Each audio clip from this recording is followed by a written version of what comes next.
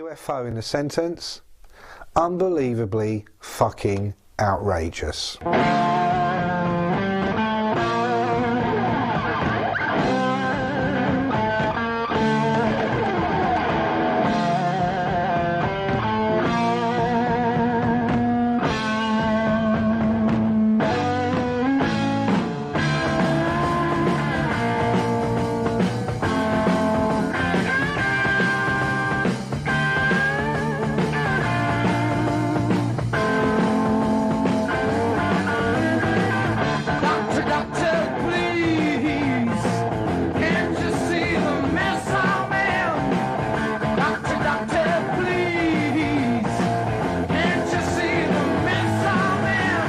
UFO had the potential to be one of the biggest bands in the world.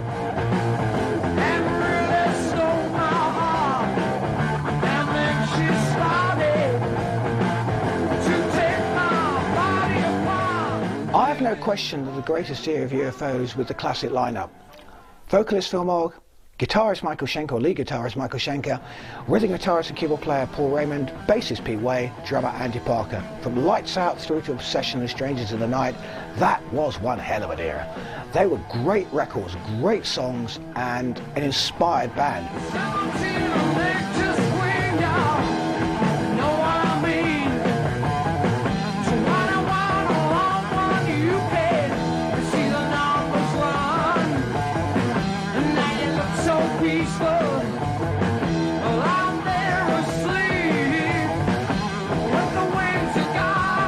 They enjoyed all the trappings that came from being a rock band, a working rock band. We took the party to the venue, and to the dressing room, to the hotel, and to the waking up in the morning. It was non-stop.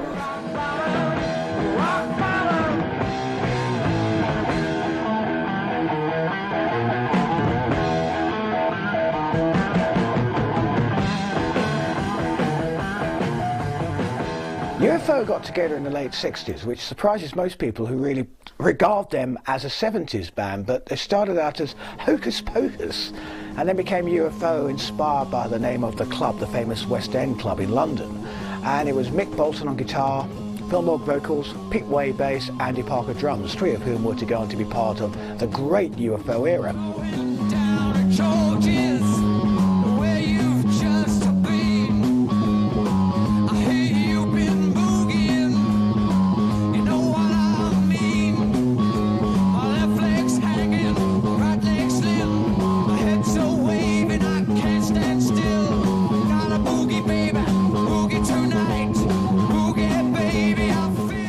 That weird period after psychedelia, sort of 1967, but before heavy metal, if you like, gets going in the 70s. Lots of riffs, lots of songs that went on and on and on, and quite a primitive sound, which I think probably had as much to do with the fact that they were quite inexperienced musicians at the time as it did to anything else.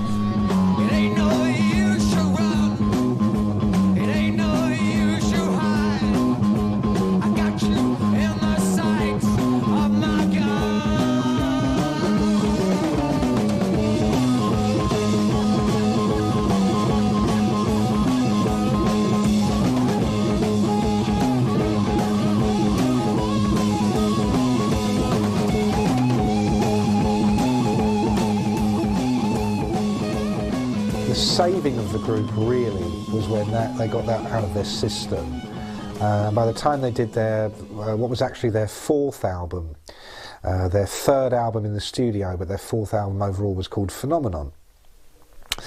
And that was the first album to feature on guitar Michael Schenker. Well, the Scorpions played with us quite a bit. In Germany when we went over, because we were popular in Germany, we played to 2,000 or 3,000 people, and Scorps were basically our sport group. Well, one time, Bernie Marsden, who played with us, Bernie, for whatever reason, his passport, something had gone wrong, and I can't remember where it was, Hanover, I don't think it was Hanover, but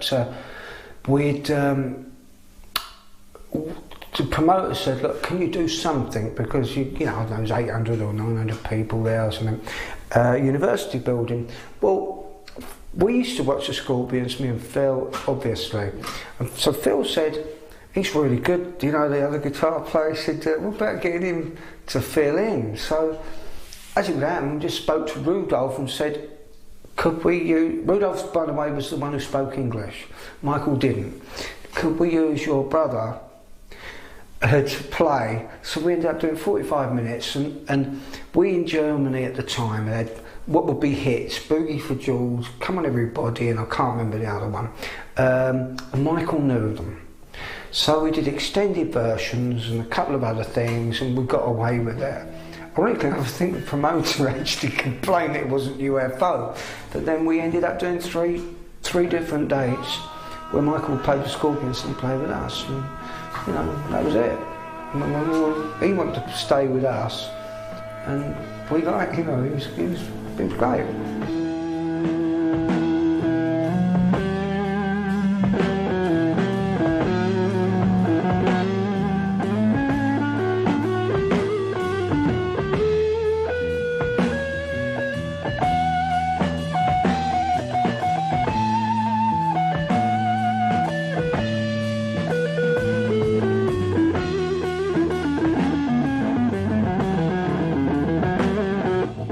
Michael Schenker is, without question, one of the most talented guitarists hard rock has ever thrown up. His sense of melody, his sense of harmonic, his sense of power, his whole sense of being and belonging to a guitar made him a guitar hero in the 1970s, someone everyone wanted to follow. His flying V, his flying blonde mane, everything about him said guitar god.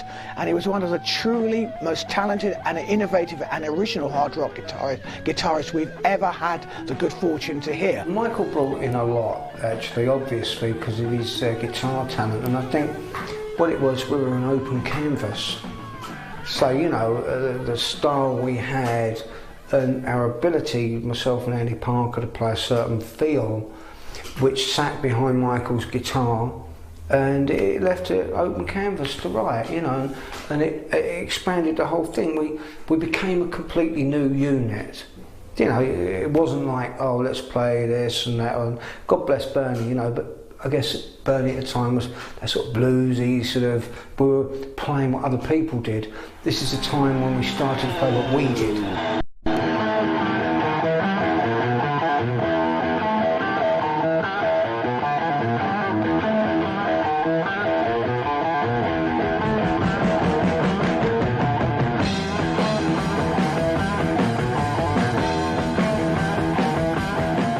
Once Schenker joined the group, you know, they're suddenly operating at a completely different level.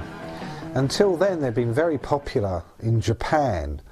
The joke being back then, you know, oh, you've never heard of us, but we're big in Japan. In their case, it was a reality. Practically with their very first single, they'd had a hit over there. With the first two albums, they're playing over there to sold out concert halls. But it's not until Phenomenon that the rest of the world finally catches up with UFO and starts to take them seriously. Phenomenon actually was the one that didn't really sell well, but had Dr. Doctor on it, and was one of those things where people saw us on a couple of TV shows and went, this is great. It's like me and Michael both had long hair, so I guess we were pretty skinny in those days and stuff like that. A lot of guitar players and that, so I want to be like him, and I like the way, even whatever the way I played the bass, it was a little bit like, well, we're the way we are. And I forget how the name of the show, but it was a very important show. We did it at the time in America, where whilst the album, you know, record stores weren't particularly taking it, and that wasn't seen to sell.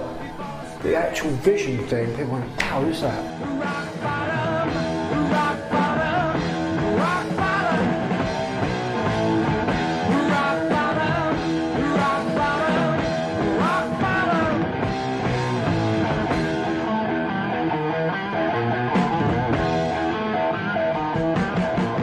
You've got a band no longer trying to be psychedelic and trippy, just trying to be a really good rock band. There are 2 tracks on that album that are now really huge rock classics, Dr. Doctor and Rock Bottom. Rock Bottom was a fantastic showcase, particularly for Michael Schenker.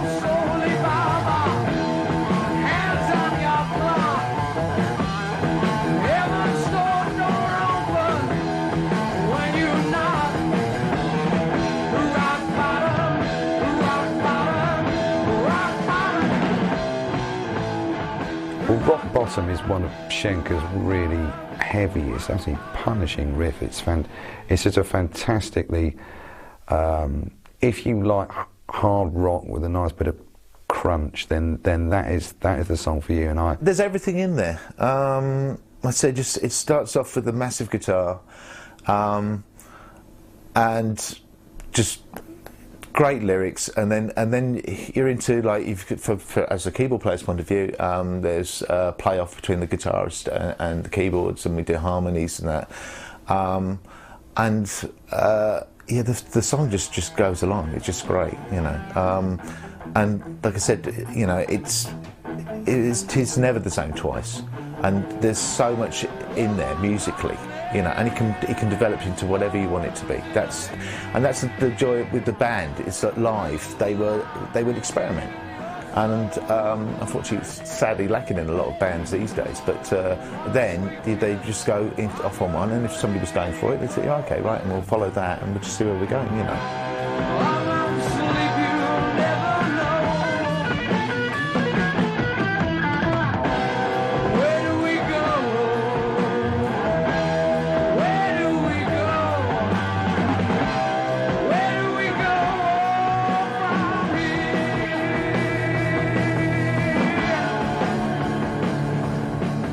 With UFO, you have to do it live. You know, it's one of those songs, if you don't do it, you get a hell of a lot of complaints, you know what I mean? It's like, I've seen you for 4 years and you didn't do Rock Bottom. I remember in 1975 I saw you do Rock Bottom, and then Michael did the blah blah blah, you know what I mean? So yeah, it's one of those things, it can be quite long. It's a musician's solo, it's a guitarist's song, you know.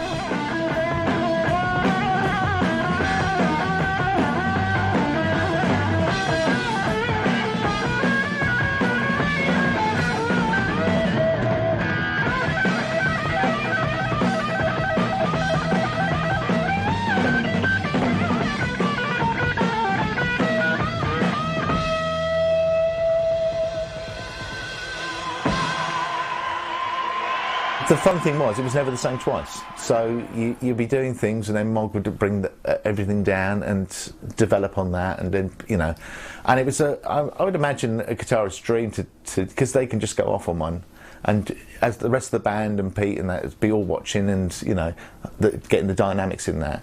So Rock Bottom on the albums, like I say, it was only like 3.5 minutes, but it's just took off on its own, and they did that with a lot of their songs, Lights Out and all that. They all took a life on their own live. And so if you went to see the band, you never saw the same gig twice.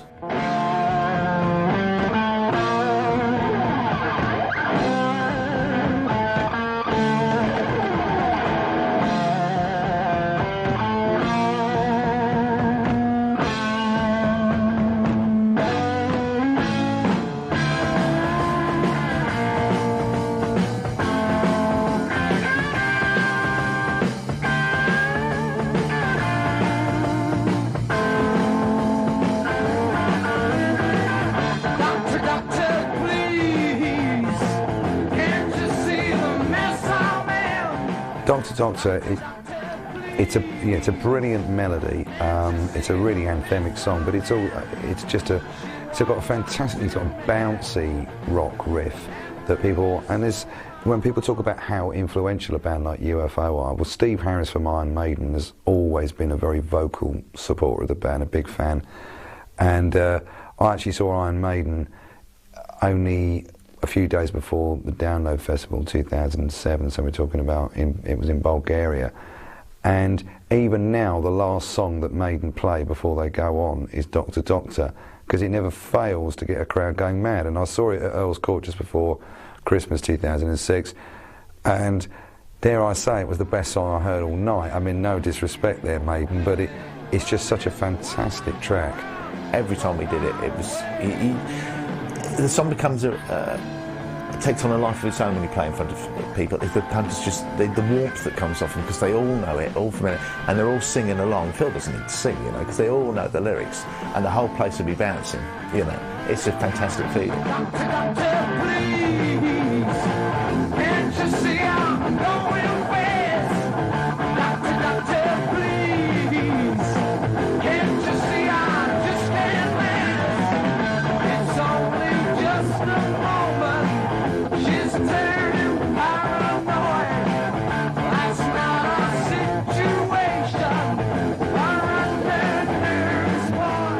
So Doctor Doctor, yeah, came about simple riff Michael had. I mean, isn't it ironical there's no lead solo on it?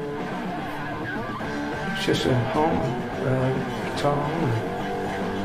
I think actually last time we did it with Michael, we actually started to put a lead bit in it, but it doesn't, it's just a song. So, you know, a band with a guitar player of Michael's stature, no, there's no lead solo.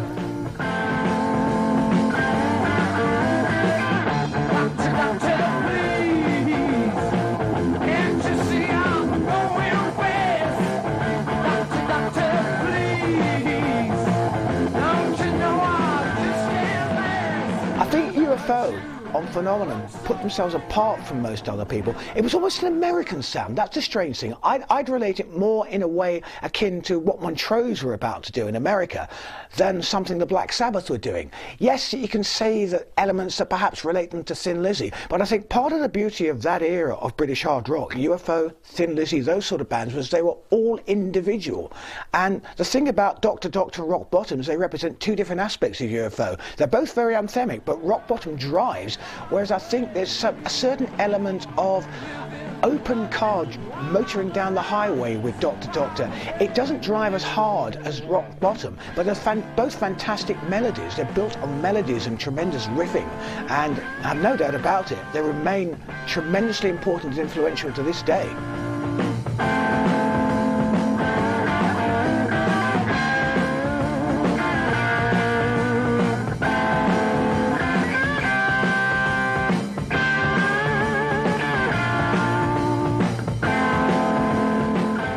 Doctor was kind of the breaking ground, if you like. Every band has one song which they eventually, you know, they have to play at all the gigs. It's expected, and Doctor is UFOs.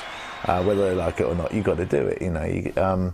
I'd say it was Schenker's. He definitely made his mark with the band on that, and that was their, you know, opening gambit, if you like. And they moved on from there. But Fawcett was the like, okay, that's the old days, and now here we go, something new, you know. I think it was pretty inspirational because you've got the Phenomenon album, which goes through a transition period.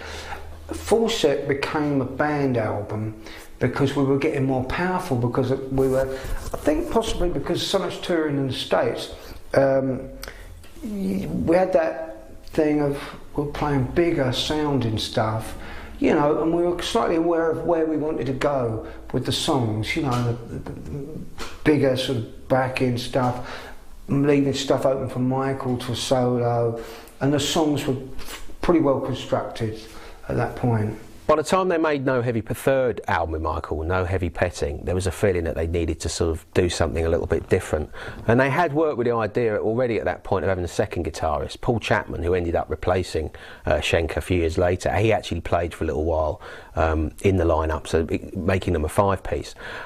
They'd used a little bit of keyboards on Fawcett, and I think that the decision was made to perhaps try and bring a keyboard player in and see what happened. Whilst we did make a transition because we brought in Danny Parnell as keyboards, it did soften us up, but there were some good hard rock songs on it. But we did lose out on a certain amount of sales and stuff going straight in the shops. In fact, we actually cancelled the tour, which was going to be with Kiss, and Kiss said, "Oh, it's really strange they're not coming on tour with us," because we got on very well with the guys in Kiss, and they want us to tour them. But at that point, the financial side of it was actually getting, you know, because we owed a lot of money, you know.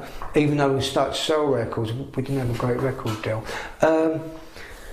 Which hence, next album, Lights Out, went straight in the top 30.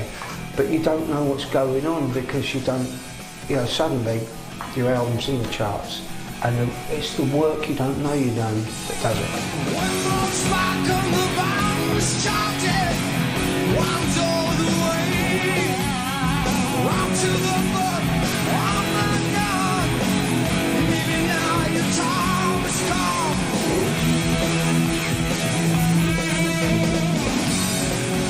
By the time you get to the Lights Out album in 1977, suddenly you've got a chart album.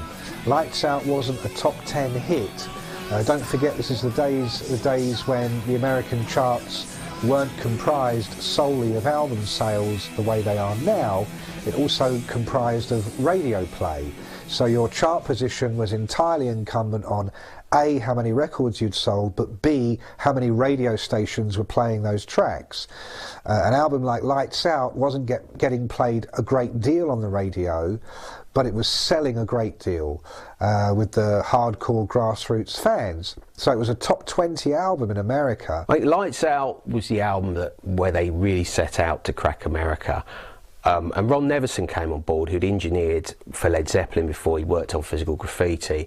You know, he had a hell of a track record, and the feeling within the band, and certainly within their management at the time, was that this was the guy that was going to take them up to the next level. There's no doubt that with Lights Out, Ron Nevison gave the band a really crisper sound, and the definitive UFO sound. That said, Leo Lyons wasn't all bad, and those albums have still got quite a lot of punch to them. So yes, it was a sort of a bit of a step up, but it was a step up in the right way. They still had a sort of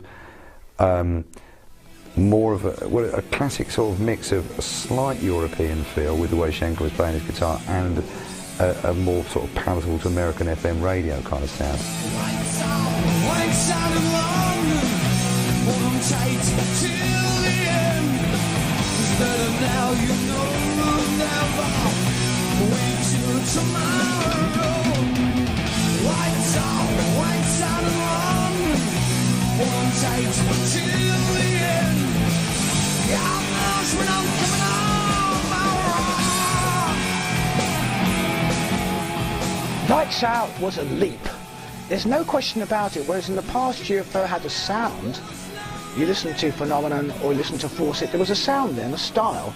And they had songs, and occasional songs, that stuck out as being worthwhile. Rock Bottom, you think of Doctor Doctor, Natural Thing, it goes on, this kid's. But what they did with Lights Out, there was a consistency. It went throughout the whole album. Paul Raymond had been brought in on keyboards and rhythm guitar, and the new lineup, which also had Michael Schenker, Phil Mogg, Pete Way, Andy Parker, that was a classic. It gelled immediately. There was an excitement and a buzz about it. You could hear it on that record. I think if you listen, the songwriting on that album is a leap on from No Heavy Petting, which makes you think that probably Nevison had a lot to do with kind of just polishing the songs.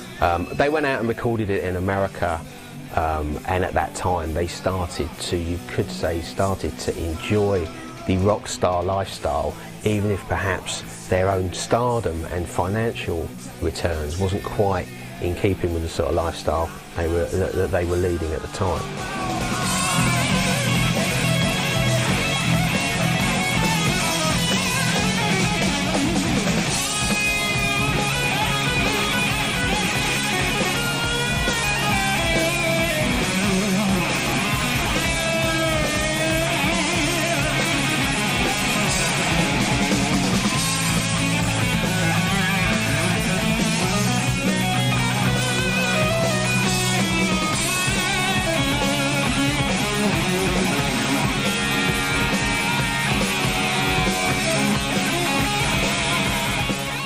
You only had to hear Lights Out once to realise that UFO had upped their game, and so it may not have been so radically different stylistically, but with a production like that, everybody suddenly was taking this band very, very seriously, and it was clear. It's not a surprise if you just listen to that back to back with No Heavy Petting. You can definitely see which album is going to be the more successful. It's just got that little bit more commercial savvy all the way through, from the song right through the production. So Nevison certainly put the band on the map with what he brought. The title track has just got this real kind of ferocious energy.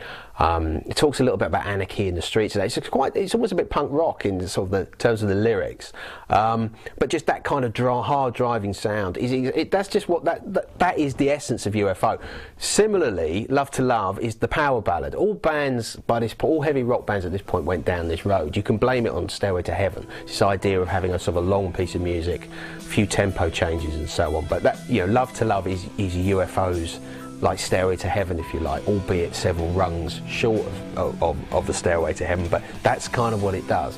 And Too Hot to Handle is the sort of What at the time they've called it a kind of boogie. That was still quite a common term. It's kind of a rock boogie type track with some fantastically crass lyrics, basically about what great shaggers they clearly think they are. But it's a great song and it's a lot of fun, and all three of those songs are still performed live by the band today. They sum up all three aspects, I think, of the kind of UFO sound. There's been too many times and I can't go back. Not bass guitars from devil tools like shacks. What it amounts up to, I don't want it all. Lost you and I need you to stay. Misty green and blue. Love to love you. Misty green and blue. Love to love you. Finally, come 1978, you get the Obsession album, and at this moment, you've got a group poised to possibly become as big as Thin Lizzy. They were on top of the pops with the single Only You Can Rock Me. They were headlining 2, 3, 4 nights at the Hammersmith Odeon in London. They were on the front cover of music papers like Sounds. So again, although they weren't selling records at the same level that Led Zeppelin or Deep Purple were at that moment, they absolutely were the coming thing at that time. And this, don't forget, against the backdrop of punk, new wave, groups like Black Sabbath are now faltering, groups like Deep Purple have now broken up, groups like Led Zeppelin are 2 years away from breaking up. Suddenly UFO, Judas Priest, Thin Lizzy, here they come like the cavalry over the horizon. Who's taking time out? We'll take a shot out. We're the boys, we got nothing to lose. I've had enough now of school stuff now. You ain't with us, then it's just bad news. Only you can rock me. Come on back now, do it again. Obsession and Lights Out, I think, are the two albums that came the closest that UFO came to making real classic studio records. The Obsession is kind of more of the same, but it's a little bit more adventurous, a little bit more ambitious in parts. They're using string arrangements on a couple of tracks, which they did do that on Lights Out, but they go back to that approach on Obsession. You've got Only You Can Rock Me on there, which is again another sort of crowd pleasing live track. For me, it was Obsession was the album that got me into UFO, the Only You Can Rock Me, and that. I just thought that was a fantastically structured album from start to finish. And that led me to go on their back catalogue, you know. And I always felt they were one of these bands that, like Thin Lizzy, where he had the album and the song on the album was fine, but live is where it was at. And to me, there are only two live albums. It's Live and Dangerous by Thin Lizzy and Stranger Than Love by UFO, and that's what we played. As soon as they came out, that's what we, you know, as growing up going to the pub, used to come back, whack that on the stereo, because it was just fantastic from start to finish, and, you know, played it to death.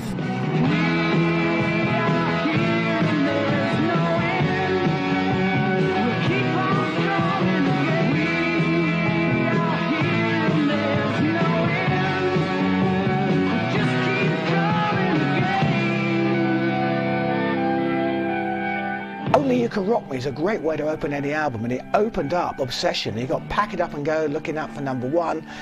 The hits just roll off the tongue. However, yet again, UFO didn't quite seem to have what it took to make it work for them and take them to another level. It did well, very well, and in certain parts of America like Texas they were huge, they were arena headliners, but it didn't cross the national sphere, and somehow it's because UFO didn't have that great vision and perspective. They were always messing up. They're really keeping an eye on America by this point. There's songs like Only You Can Rock Me, which is just a brilliant commercial hard rock track, and then you've got Cherry, which is probably one of the best written songs they've got. So it's quite a little bit lighter than Lights Out, and as well, they're going in from there into doing Stranger Than Night, and it is the last studio album with Schenker. you can, I don't know, maybe you can read things into it in retrospect, but you wouldn't have, you wouldn't have thought there was anything wrong there. They sound very tight, very cohesive, even though we all know that they were bickering. Mogg and Schenker were certainly bickering a hell of a lot. Everybody was doing a lot of drugs and they were drinking like, crazy. So it's unravelling, but you can't quite hear it on the album. Gotta keep my love for cherry.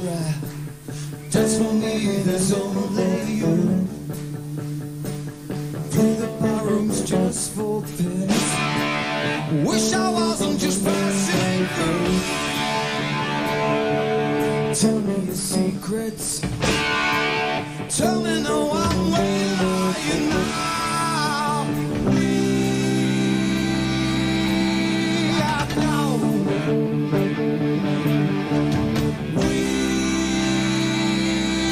We are gone. After the Obsession album, they'd recorded a lot of those dates and put them into a double live album, Strangers in the Night, which even at the time was regarded as one of the best live double albums of all time. Thin Lizzy had literally just a few months before released Live and Dangerous, and I think Sounds had made that like their critics' #1 album of the year, and now literally 6 months later comes Strangers in the Night. And in that very kind of, at this point, it's almost a tradition in rock music. You've got Made in Japan by Deep Purple, tremendous success. Live and Dangerous, tremendous success. Frampton Comes Alive, that was the album that broke Peter Frampton worldwide. Suddenly UFO have their defining moment with their live double album, Strangers in the Night. The only downer, man, is that by the time it's come out, Schenker is already gone. So it's kind of like a suicide pact. I mean, I'm sure they didn't feel this at the time, but it was like shooting themselves in the foot. On the tabletop she's dancing, still smiling to me. Turn around, oh cherry, for me. Let me know you know me.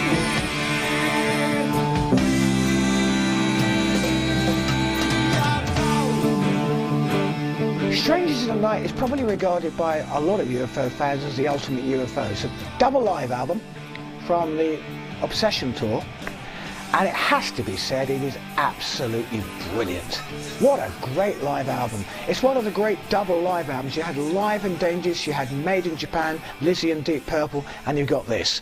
You've got this tremendous record, Strangers in the Night. It captured UFO at their best on stage. It captured them absolutely at a pinnacle, and they were in brilliant form. It's a great mix of getting it sounding really great sonically and also sounding exciting with a little bit of looseness to it as well. So it was the perfect album for them at the time, because it made you realise also at that point a big live album was the kind of mark of a serious rock band. Everybody had one, and if you didn't, it would suggest that A, you weren't good enough live, which is absolutely the core of what you're about as a heavy metal band. So if you weren't good enough live, or you didn't have enough material, and you've also got to remember people were dubbing on the noise of 100,000 people sometimes onto their live albums. At least UFO didn't have to do that. But it's always going to be the definitive UFO album. There's no doubt about that. If you want one album to sum up the band, it's Strangers in the Night. Everybody talks about it, everybody likes it. It was like at the end of it, I don't know, a year on the road. That was, ironically, Chicago Amphitheatre. We were doing 2 nights there, huge place. Ironically enough, some of it was recorded in Louisville, actually, but most of it was initially done in Chicago. We did patch some of it up, but not very much, because the band were very tight then, but at the same time, you're playing a lot of people. With the way we did our show, it was very much a in-your-face sort of to the audience type show. So obviously there's going to be a few overdubs, but it's very real, very live. Too hot to handle. Wake up when this voice could fly. Real rock and no race. Why ain't no slow chance? There ain't no romance. Walking over quick change. I was too hot, baby. What happens when you record a live album, and when you do, you're all geared up, and you can have some fantastic gigs, and nobody sees them, you know, apart from the, you know, it's not recorded. And then when it comes to the red light syndrome, and it goes on, the whole gig can go to pot, because people aren't thinking about, people are thinking about exactly what they're playing, and you know, it becomes a bit staid. And that's why I think Strangers works so well, because I think they kind of forgot the red light was on and they just went for it. And that's why it works, you know. I worked on the tour that they undertook to promote Strangers in the Night. They've got Paul Tonka Chapman filling in for Schenker. Very good guitarist, lovely fella, did a great job every night. Wasn't Schenker. Simple as that. You know, whoever's playing guitar in Guns N' Roses at the moment could be the greatest guitarist in the world, but he ain't Slash. And at the end of the day, it's not just about the music. It's about the groove. It's about the idea. It's about the fun, the feel, the atmosphere. And you want to see Schenker on that stage. You want to see Slash on that stage. If the Stones go out tomorrow without Keith Richards, it ain't the Stones. You know, they could have God playing the guitar. It ain't going to be the same. And unfortunately, that was the downfall of UFO.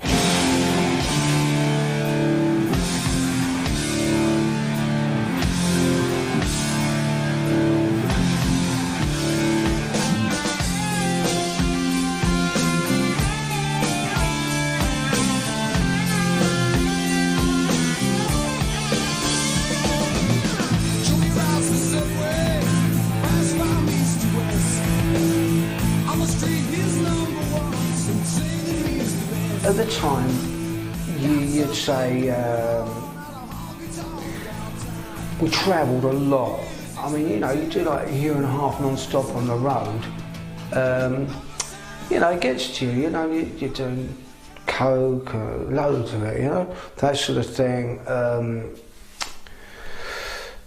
I mean, I'd say, ironically enough, I think the thing that actually really clinched it was Aerosmith asked him to join. Because we were playing with Aerosmith's special guests, and Stephen used to watch every night, and like Michael's playing and that was when the bust-up was going on with Joe Perry, because Joe Perry said to me, it's all, you had that guy that they got rid of me for, so that's a fact, you'd say it. You know, but you get to a point, you're on a plane with somebody every day, in hotels every day, and yeah, me and Phil can be a bit wearing, but you know, Michael's the way Michael is. Michael's a sensitive artist. You know, so unfortunately I wish Michael wasn't quite so sensitive, because I think it would help him, you know, but people are people.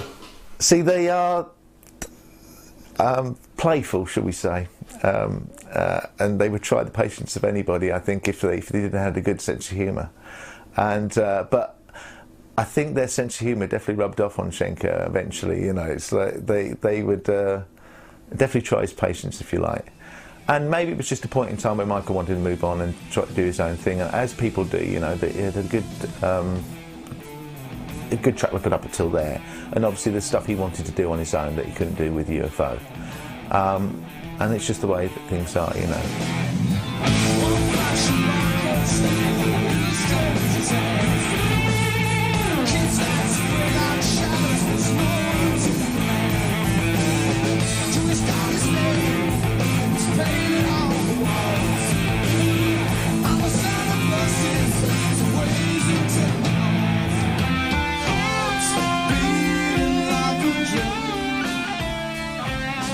I think No Place to Run had a lot to live up to, because of course it came after Strangers in the Night, which had turned on a lot of people to UFO. It broadened out their fan base, and by No Place to Run came out about 1980, and by that time you had bands like Iron Maiden and Def Leppard were around. Heavy metal, if you like, was having a little bit of a resurgence. Those bands were in the charts. So there was a lot more focus on UFO than there had been sort of 2 or 3 years before. Everybody got into Strangers in the Night. Everybody thought how fantastic Michael Schenker is. Next thing you know, he's out of the band. And Paul Chapman had come in and replaced him, who was a Welsh guitar player. The band had known him for years. A good guitar player, but not Michael Schenker. And I think with No Place to Run, it's one of those albums albums, and it's a very familiar story, not just with UFO but with a lot of bands. You're on the road forever, you come off the road, you're bundled into a recording studio, you haven't got any new songs, you're writing on the hoof in the studio, the album comes out, you're back out on the road again, and it suffers from that. Part of the problem with No Place to Run, it was all rushed. They came back from the road. Chrysalis said, right, we want you to go with George Martin. Now, in theory, that's an interesting combination. The reason it happened was apparently because there was a business relationship between George Martin and Chrysalis. So they all went out to Montserrat, where Martin had his studio, Air Studios, and went in to do the album. It's not like George Martin didn't do other rock albums, because he produced Cheap Trick's All Shook Up that was released in the same year. But producing Cheap Trick has kind of more of an it makes more sense, because Cheap Trick are completely obsessed by the Beatles, and it's not like any band of UFO's age wouldn't be influenced by the Beatles, but only at a very early formative stage to make you pick up a guitar. There's no palpable Beatles influence in what UFO do. So, although it made a kind of sense with Cheap Trick, he's probably not the best producer to produce UFO.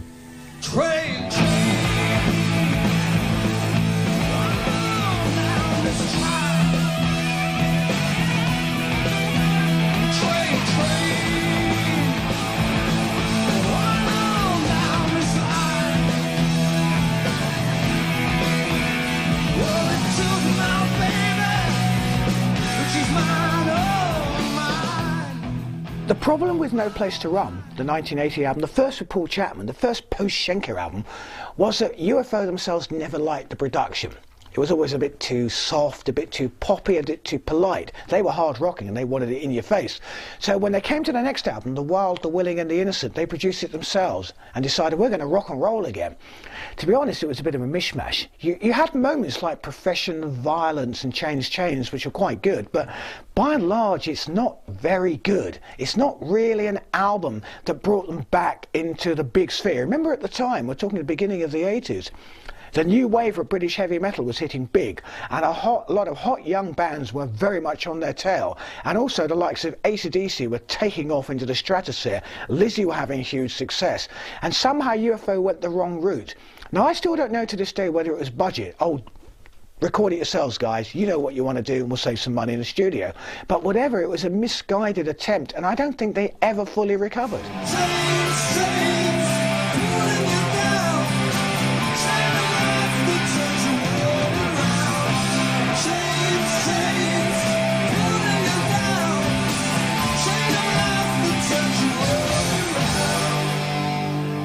It's UFO clawing back a bit more.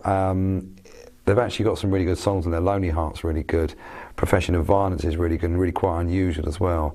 So they're definitely, it's them getting back on track. I think sort of getting over their grieving for Michael period, moving on, and actually feeling like they've still got something to offer. So, you know, they're still a very big band at this point as well.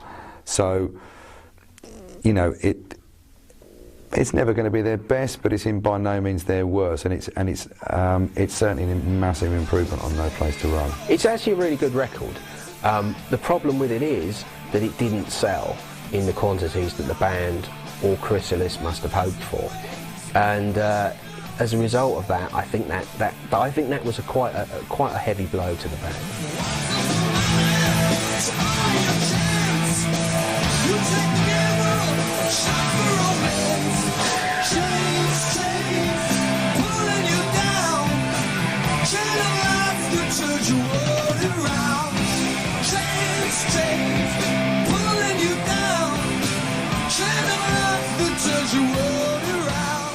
Mechanics, again, was a disappointing album following on from The Wild, the Willing and the Innocent and No Place to Run. It was a bit of a mishmash. By that point, Paul Raymond had had enough and quit.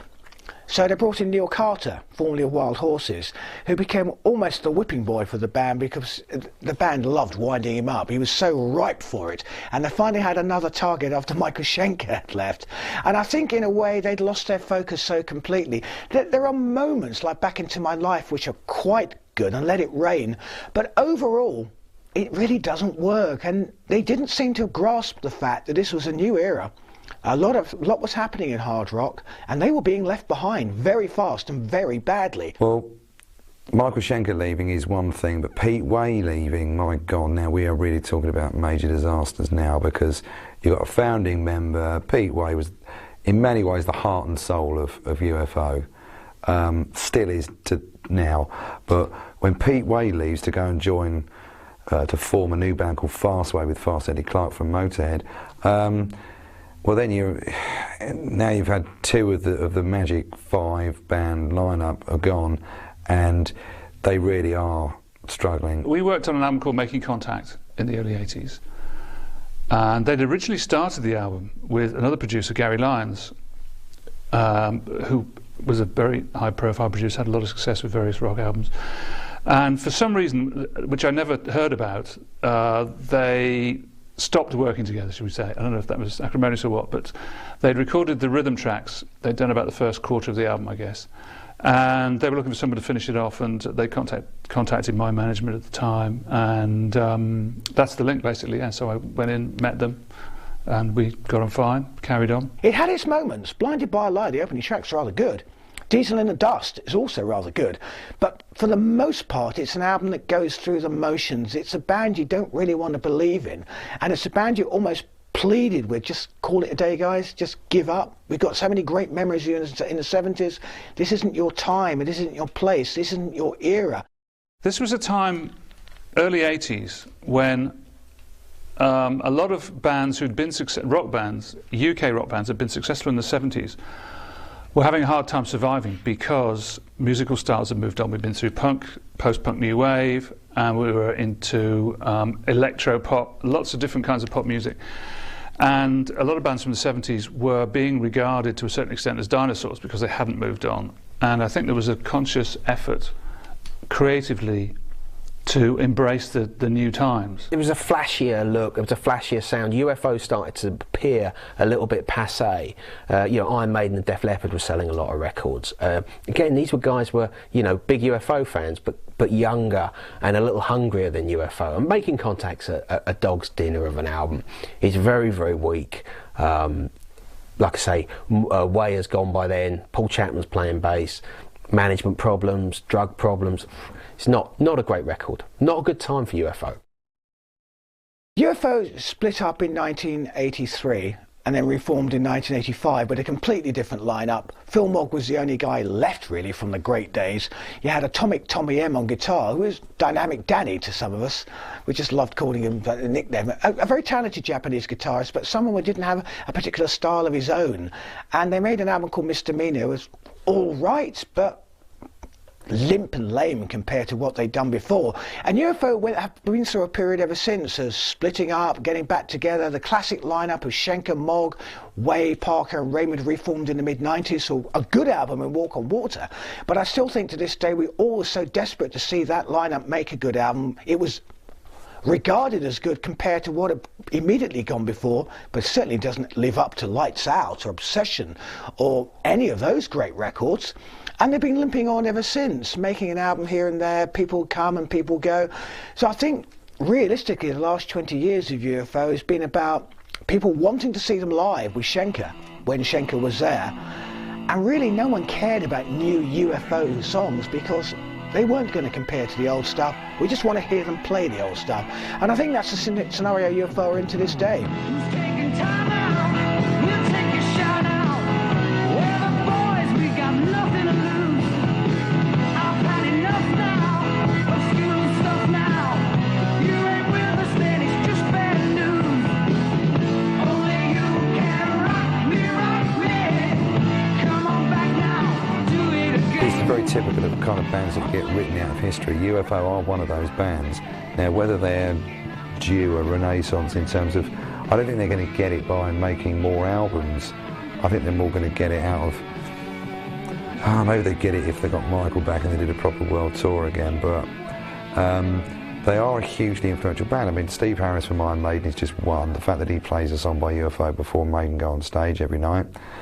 You've got Lars wearing his UFO t-shirt. There's all kinds of, bands that will talk about what a great band they were. But again, they're never going to get mentioned. They're never going to be as important, because I think it's maybe the era that they were in as well.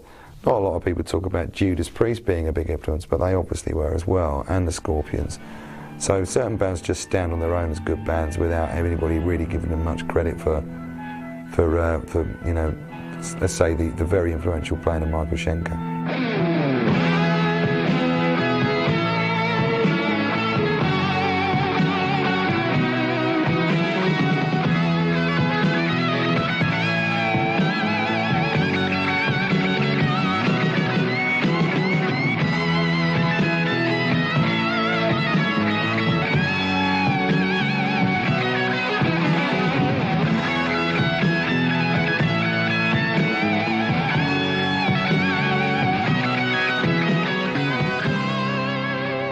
The thing with UFO is that they never achieved what a lot of people, their fans, their management, their record company, the band themselves, thought that they were capable of.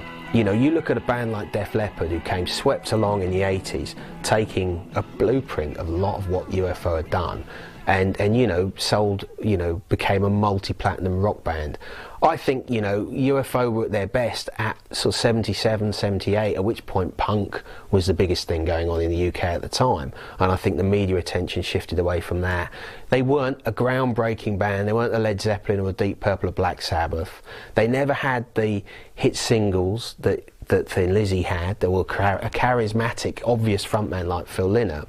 And similarly, they weren't an insane cartoon heavy metal band like Judas Priest, who of course were around at the same time as UFO, but suddenly had this second wind in the 80s and went and sold millions and millions of records in America. You know, UFO lost it because they couldn't keep it together with Schenker. I think if Schenker had stuck around, you could have seen something happening, but it didn't happen. But there's sort of this same underachieving quality is what I think appeals to a lot of fans about them. There's always this sense that they could have done better. It's a very British story. Definitely something very English about it. It's like a sort of carry-on rock band.